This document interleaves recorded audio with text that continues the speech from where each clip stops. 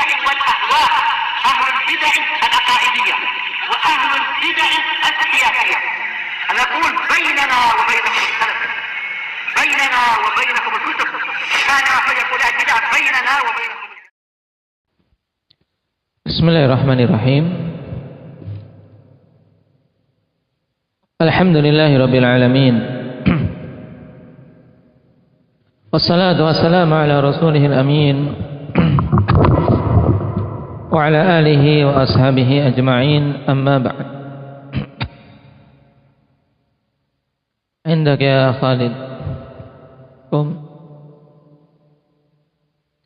Apa saja nama-nama Nabi sallallahu alaihi wasallam yang kemarin kita ambil? Taib. Siapa mau menyebutkan secara cepat? Indak Syahrul. Semuanya 10.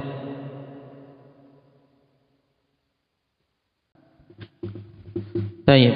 Itu 10 nama yang kemarin kita ambil, ikhwani fillah, dari nama-nama Nabi kita Muhammad sallallahu alaihi wasallam. Muhammad, Ahmad, Al-Mahi, Al-Hashir, Al-Aqib, Al-Mutawakkil, Al-Muqaffi, Nabiyut Taubah, Nabiyur Rahmah, Nabiyul Malhamah.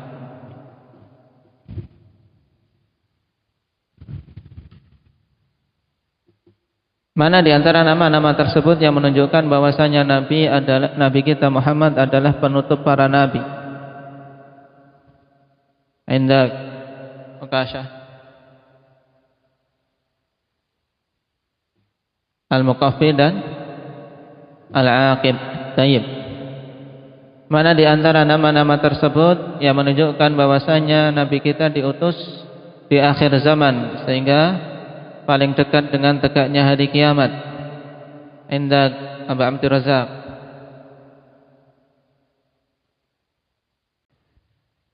Taib. Al-Hashir. Mana dari nama-nama tersebut yang menunjukkan bahwasanya sifat-sifat Nabi kita adalah sifat-sifat yang paling utamanya? Indak Wahyu. Ahmad. Taib. Mana dari nama-nama itu yang menunjukkan Nabi kita itu sangat banyak sifat-sifat kebaikannya? Indak Ismail. Muhammad. Taib. Muhammad menunjukkan sangat banyaknya sifat kebaikan, dan Ahmad menunjukkan apa? Tingginya sifat-sifat kebaikan itu. Taib. Mana yang menunjukkan bahwasanya Nabi kita diutus untuk memerangi orang-orang kufar? Aba Yusuf.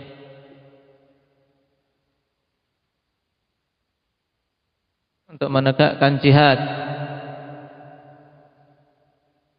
Nabiyul Malhamah. Naam. Taib. Adapun Nabiyut Taubah, Nabiyur Rahmah, ini maknanya jelas. Taib. Indak Iqbal. Mana dari nama-nama itu yang menunjukkan bahwasanya beliau Nabi yang diutus untuk menghapus kekufuran? Al-Mahi. Nah,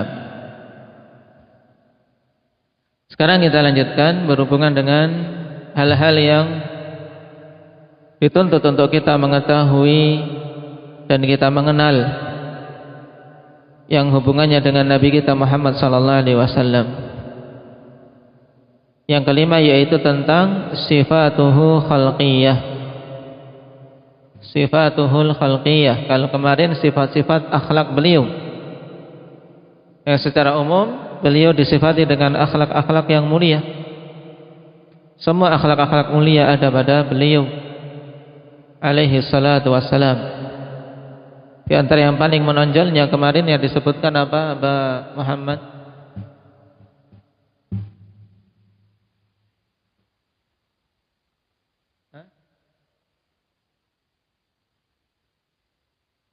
Nah, apa saja di antara akhlak-akhlak beliau yang kemarin disebutkan?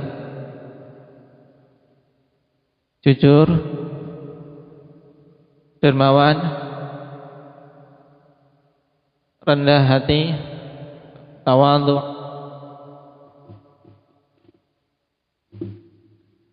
juga apa? Syaja'ah, pemberani, dan sifat-sifat yang lain. Sekarang mengenai sifat-sifat fisik. Yang kelima, kita dituntut untuk juga mengenal sifat-sifat fisik beliau, akhwat. Nah, kenapa? Karena Rasul sallallahu alaihi wasallam mengisyaratkan kita untuk juga mengenal sisi ini, sebab beliau mengatakan bahwasanya man ra'ani fil manami faqad ra'ani. Siapa saja yang melihatku di dalam mimpi, maka sungguh dia betul melihatku. Naam, fa inna syaitan naam la yastati'u an yatamatsala bi. Karena syaitan tidak akan mampu untuk menyerupai diriku. Bagaimana kita bisa mengetahui itu adalah Nabi sallallahu alaihi wasallam yang dilihat dalam mimpi, atau itu syaitan? Tentunya dengan mengetahui sifat-sifat fisik beliau yang disebutkan oleh para sahabat radhiyallahu alaihim. Kalau seorang mengaku melihat Nabi dalam mimpinya, bagaimana sifatnya? Kumisnya panjang, nah jenggotnya pendek. Nah, ini tidak mungkin. Nah, itu syaitan itu. Yang dilihat syaitan. Karena Rasul sallallahu alaihi wasallam jenggotnya panjang. Nah, ditanya, saya tadi bertemu dengan Nabi sallallahu alaihi wasallam dalam mimpi. Bagaimana? Rambutnya Mandarin, tidak bisa. Cukuran Mandarin. Atau banyak ubannya, atau kulit hitam misalnya. Nah, itu semua kita ketahui dari apa? Penuturan para sahabat radhiyallahu alaihim tentang sifat-sifat Nabi sallallahu alaihi wasallam. Dan dulu telah kita lewati akhwani fillah tentang pembahasan sifat-sifat Nabi sallallahu alaihi wasallam dalam pembahasan Ishriniyat. Secara ringkas, dari sifat-sifat Nabi sallallahu alaihi wasallam tersebut, di antaranya adalah yang dikatakan oleh Jabir bin Samurah radhiyallahu anhu dalam riwayat Muslim, kana wajhu Rasulillah sallallahu alaihi wasallam mithla asy-syamsi wal qamar wa kana mustadira. Adalah wajah Rasul sallallahu alaihi wasallam seperti matahari dan rembulan, dan adalah bentuk wajah beliau itu mustadir, yaitu berbentuk apa? Bulat. Jadi bulat, berseri-seri, bercahaya.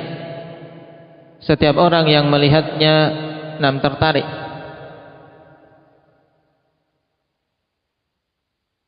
Dan Rasul sallallahu alaihi wasallam diberi kebagusan wajah. Juga dalam riwayat Abu Tufail, dalam riwayat Muslim juga, beliau menuturkan tentang kulit Nabi sallallahu alaihi wasallam, kana abyadha malihal wajhi. Adalah dulu Nabi sallallahu alaihi wasallam berkulit putih, tapi putih bukan putih yang apa? Kusam seperti apa? Putihnya orang-orang barat. Putih yang bagus. Makanya apa? Malih, ya malihal wajhi, manis, bagus, wajahnya. Di sana ada perbedaan antara malih dan jamil. Taib. Kalau malih itu apa?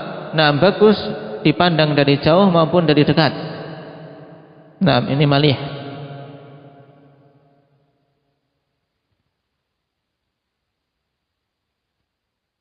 Berbeda dengan jamil, yang terkadang apa? Itu hanya bagus ketika dilihat dari jauh, tapi ketika didekati tidak terlalu bagus.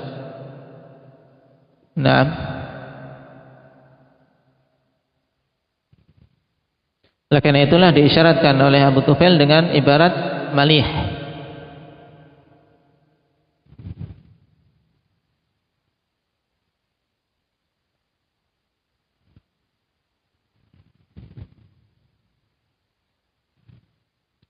Kemudian mengenai rambut Nabi sallallahu alaihi wasallam, dulu juga telah kita lewati bahwasanya rambut Nabi sallallahu alaihi wasallam tidaklah lurus sekali, tidak pula keriting, tapi pertengahan, yaitu berambut ikal.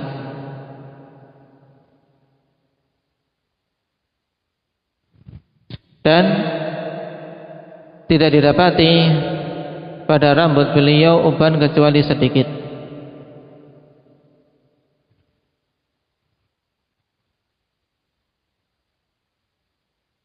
Sehingga Nabi sallallahu alaihi wasallam belum pernah memakai khidab, memakai pewarna rambut.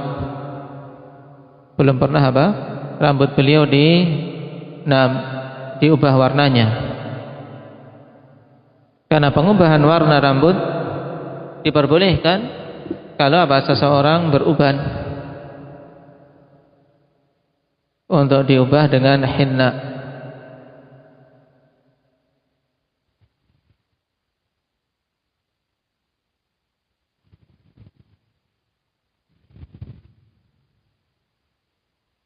Sebagaimana juga ditegaskan dalam riwayat yang lain,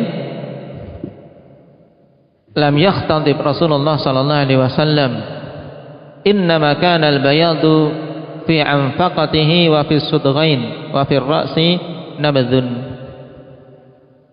Rasul sallallahu alaihi wasallam tidak pernah berkhidab, tidak pernah menyemir rambutnya. Hanyalah uban yang berwarna putih itu ada di anfaqah, yaitu di nama rambut yang ada di bawah bibir bawah, ya kawan. Anfaqah itu antara jenggot dan bibir yang tumbuh di sini nih. Anfaqah di bawah bibir bawah. Kemudian wa fi sudghain, ya di putihnya di pelipis sedikit. Nah, kemudian di kepala beberapa lembar rambut, jadi sedikit uban Nabi sallallahu alaihi wasallam. Oleh karena itulah beliau tidak butuh untuk berkhidab. Nah, adapun seorang kalau sudah putih banyak, nah itu baru. Tapi kalau masih tersebar-sebar, tidak perlu. Bagaimana menghidap satu persatu, tidak akan bisa. Nah, padahal yang diperbolehkan untuk diwarnai ya rambut yang putih saja. Adapun rambut yang hitam, maka tidak boleh diwarnai. Nah, kemudian juga di antara sifat Nabi sallallahu alaihi wasallam, bahwasanya beliau berperawakan sedang. Laisa bit-tawilil ba'in wala bil qasir. Beliau tidak tinggi sekali, tidak pula pendek, tapi sedang. Dan ini kondisi yang paling bagusnya, karena seorang kalau tinggi sekali juga tidak bagus, kalau pendek sekali juga tidak bagus.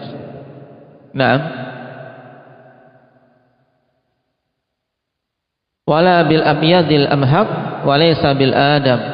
Tidak putih yang kusam, tidak pula coklat, tapi putih yang bagus, ya, berseri-seri.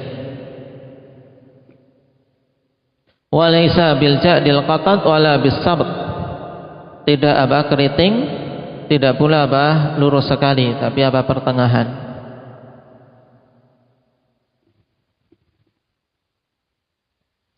Ketika beliau berjalan dengan mantap, seperti seorang yang berjalan di jalan yang menurun.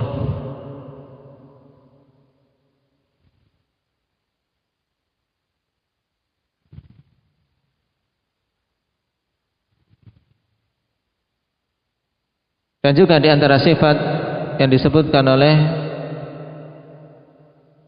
Jabir bin Samurah radhiyallahu anhu tentang mulut Nabi sallallahu alaihi wasallam, disifati dengan dhali'ul fam, yaitu azimul fam. Besar. Dan ini sifat yang bagus yang disukai oleh orang-orang Arab. Karena ketika lebar mulutnya, dan bersuara dengan lantang dan keras.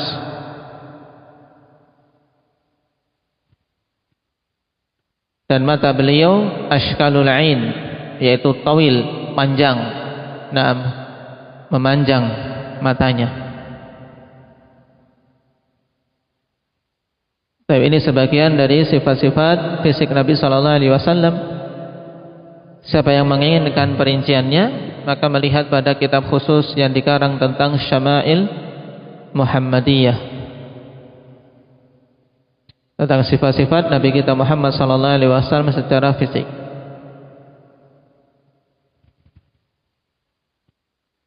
Perkara yang keenam, akhwani fillah, yang wajib kita ketahui berhubungan dengan Nabi sallallahu alaihi wasallam, yaitu kita harus tahu bahwasanya beliau itu bashar, beliau itu manusia.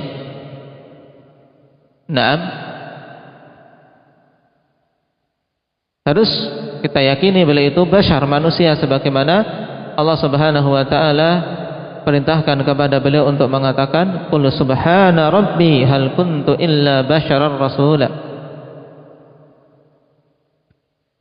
Katakanlah maha suci Rabbku, tidaklah aku ini kecuali manusia biasa dan seorang rasul.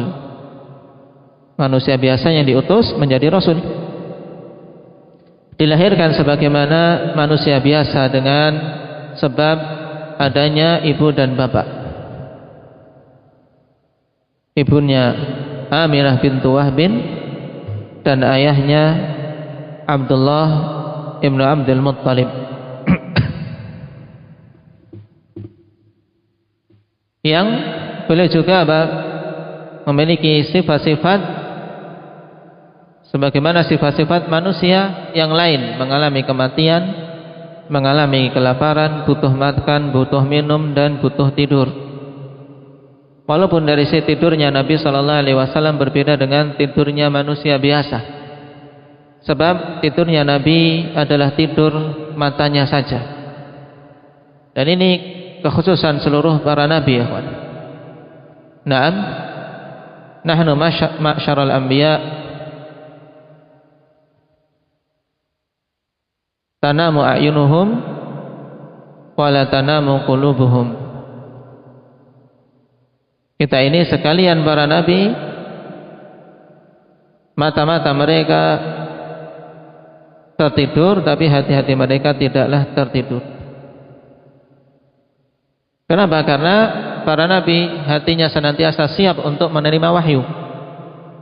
Dan di antara metode turunnya wahyu adalah melalui ru'yah as-sadiqah, yaitu ru'yah yang hak, mimpi yang hak. Sehingga hati-hati mereka tidak pernah tidur. Sehingga tidurnya para nabi tidaklah membatalkan wudu, berbeda dengan tidurnya kita. Tidurnya manusia biasa, ikhwani fillah, maka para ulama menegaskan bahwasanya itu adalah kondisi yang dugaan besar seorang berhadas padanya. Sehingga yang rajih dalam masalah ini diikutkan sebagai pembatal wudu apabila tidur dengan tidur yang nyenyak. Tapi kalau hanya sekedar terkantuk-kantuk dan dia menyadari kondisi sekelilingnya, menyadari sesuatu yang keluar dari dirinya, maka tidak sampai membatalkan wudu, dan itu belum masuk kategori tidur.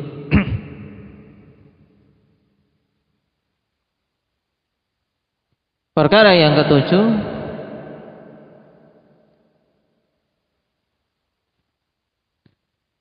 kita harus mengetahui juga tentang kemaksuman beliau,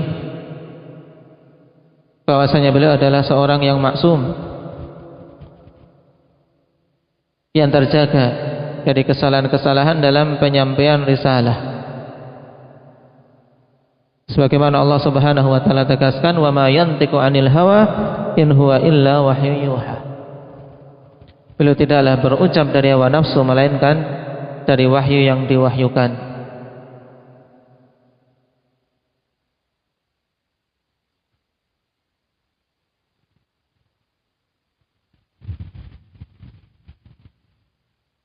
Juga dalam hadits Abdullah bin Amr bin Al-As radhiyallahu anhuma, beliau menegaskan, "Uktub fawalladhi nafsi biyadihi ma kharaja minni illa haqqun." Ini sangat jelas menunjukkan kemaksuman beliau, tidak akan mengucapkan kalimat yang batil. Tulislah, demi zat yang jiwaku berada di tangannya, tidaklah keluar dariku kecuali hak, ya kecuali kebenaran. Dan umat ini telah berijma' tentang kemaksuman beliau sallallahu alaihi wasallam sebagaimana ditegaskan oleh Syekhul Islam Ibnu Taimiyah rahimahullah. Innal anbiya salawatullahi alaihim ma'sumun fima yukhbiruna bihi 'anillah. Sungguhnya para nabi itu mereka maksum pada perkara-perkara yang mereka mengkhabarkan dari Allah Subhanahu wa taala. Wa fi tablighi risalatihi bittifaqil ummah, dan dalam penyampaian risalah dengan kesepakatan ummah. Berarti ada dua hal yang disebutkan di sini, ikhwan. Kemaksuman Nabi sallallahu alaihi wasallam yang pertama dari sisi apa? Pengkhabaran. Kalau mengkhabarkan dari Allah maka maksum, tidak mungkin beliau berdusta. Kemudian dalam menyampaikan risalah Allah Subhanahu wa taala, juga beliau maksum dari hal-hal yang ahlul jahiliyah terjatuh di dalamnya, berupa kesyirikan dan penyembahan terhadap berhala, dan juga dari dosa-dosa besar. Baik, berarti ada 4 poin, ikhwan, yang hendaknya diketahui tentang kemaksuman ini. Nah, yang semuanya terjadi ittifaq, yaitu maksum dalam apa? Pengkhabaran anillah. Ketika mengkhabarkan dari Allah, beliau maksum. Kemudian dalam menyampaikan risalah Allah, beliau juga maksum. Yang keempat, maksum dari apa? Dari perkara-perkara yang umat jahiliyah terjatuh di dalamnya yang berupa kesyirikan dan penyembahan berhala. Kemudian yang keempat, maksum dari dosa-dosa besar. Allah Subhanahu wa taala telah berfirman, "Ma dhalla sahibukum wa ma ghawa." Nah, teman kalian itu, yaitu Nabi kita Muhammad sallallahu alaihi wasallam, tidaklah tersesat, tidak pula menyimpang. Adapun mengenai as-saghair, khonifillah, dosa-dosa kecil, terjadi khilaf di kalangan para ulama apakah Nabi sallallahu alaihi wasallam juga maksum. Dan yang rajih dalam masalah ini, berhubungan dengan saghair, maka saghair yang hina, dosa-dosa kecil yang hina, maka Rasulullah sallallahu alaihi wasallam maksum darinya.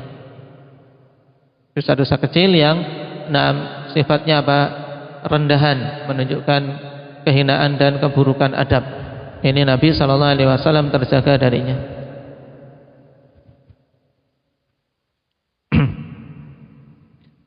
Perkara yang ke-8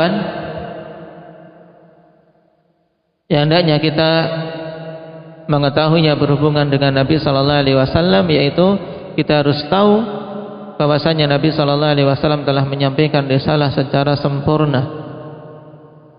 Berarti berhubungan dengan al-balagh, perkara at-tabligh.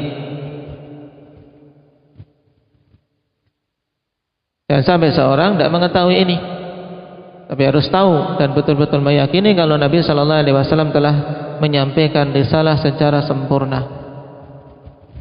Sebagaimana juga dipersaksikan oleh para sahabat di Haji Wada', ketika Nabi sallallahu alaihi wasallam meminta persaksian mereka, ala qad nam tayyib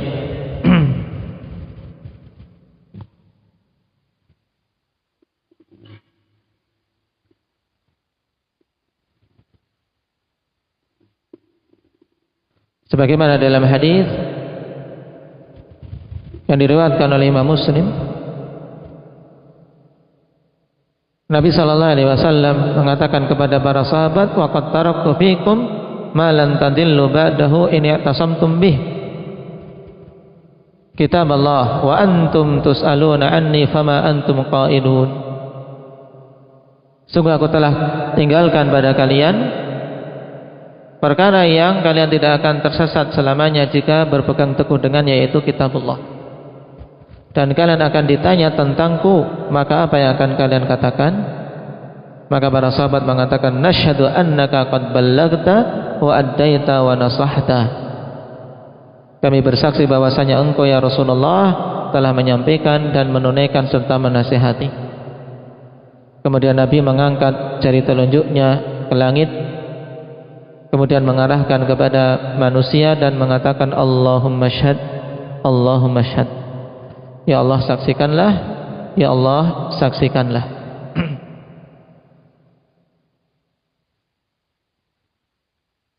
Dan ini jelas, sebagaimana Allah juga telah mengatakan, al-yauma akmaltu lakum dinakum. Telah aku sempurnakan agama Islam ini untuk kalian, Allah Subhanahu wa ta'ala.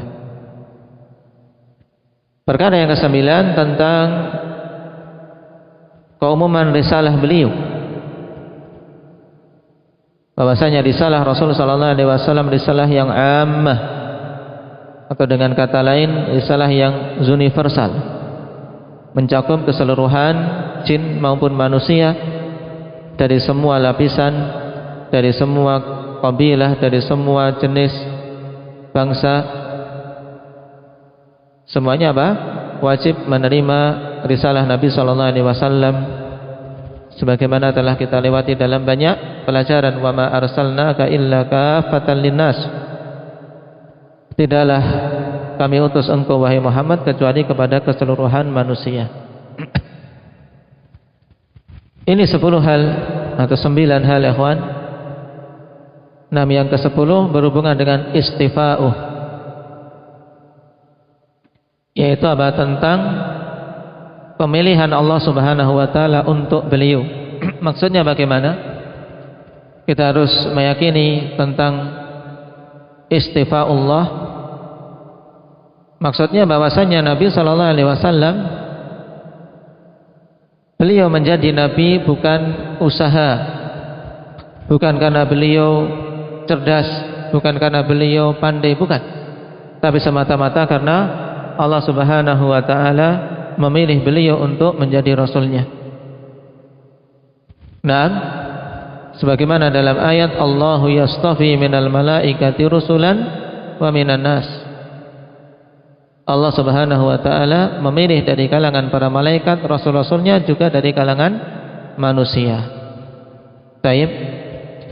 Ini bantahan untuk mereka-mereka yang mengatakan bahwasanya derajat kenabian ikhwanifillah bisa dicapai dengan apa? Banyaknya belajar dan banyaknya apa?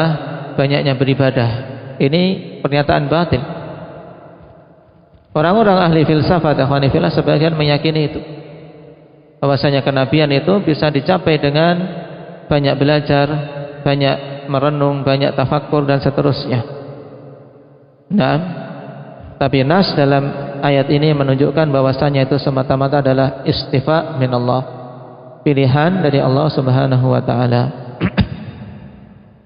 Jadi 10 poin yang hendaknya kita ketahui berhubungan dengan Nabi kita Muhammad sallallahu alaihi wasallam sebagai bentuk pengenalan terhadap beliau.